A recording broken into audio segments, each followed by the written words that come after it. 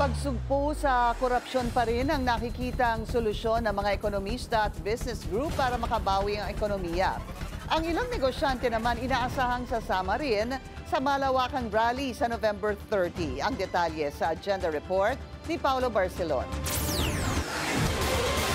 Naniniwala ang Department of Economy, Planning and Development na mananatiling malakas ang ekonomiya sa kabila ng patuloy na ingay sa politika at mga nakakalkal sa flood control scandal. Ayon kay DepDev Secretary Arsenio Balisacan, dahil ito sa sound macroeconomic fundamentals kasama ang bumababang inflation, maayos na job market, manageable na fiscal deficit at robust banking system. Dagdag pa ni Balisacan, kumpiyansa silang mapapanatili ang 5% average growth ng ekonomiya ngayong taon, habang 5.7% naman ang taya ng international institutions. Pero kung ang ilang ekonomista at business group ang tatanungin, pagsugpo pa rin sa katiwalian ang top priority. Ayon kay Reyes Tacandong & Company Senior Advisor Jonathan Ravelas, maganda ang economic fundamentals ng bansa. Yun nga lang, dapat daw sugpuin ng gobyerno ang red tape, pabilisin ng mga priority project at ipakita ang mga panalo nito lalo na sa anti-corruption measures. At kung masusunod, ani Ravelas, maaari pang umabot ng 6% ang economic growth ng bansa.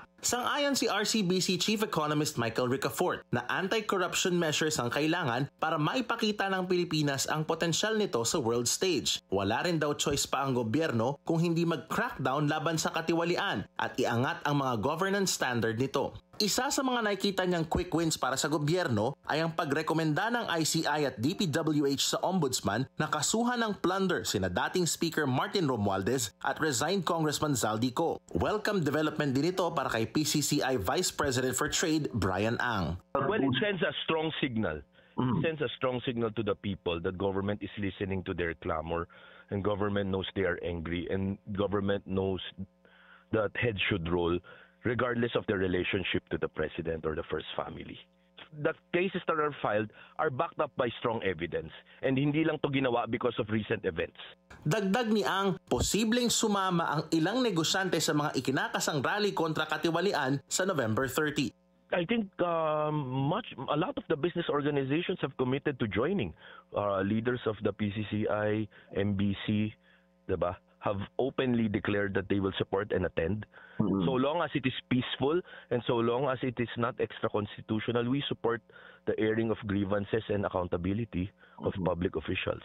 Kasi walang violence, walang junta, walang call for a reset, walang call for anything extra-constitutional. Everything is within the bounds of law. Ayon naman kay Balisacan, nananatiling aligned sa Philippine Development Plan 2023 to 2028 ang mga prioridad ng economic team. Yan ay kahit nagkaroon ng balasahan sa gabinete matapos ang transition sa pagitan ni Secretary Ralph Recto at Secretary Frederick Go sa Department of Finance. At ang pagbibitiw ni Budget Chief Amenah Pangandaman bunsod ng mga revelasyon ni Zaldico. Para sa Agenda, Paulo Barcelon, Billionario News Channel.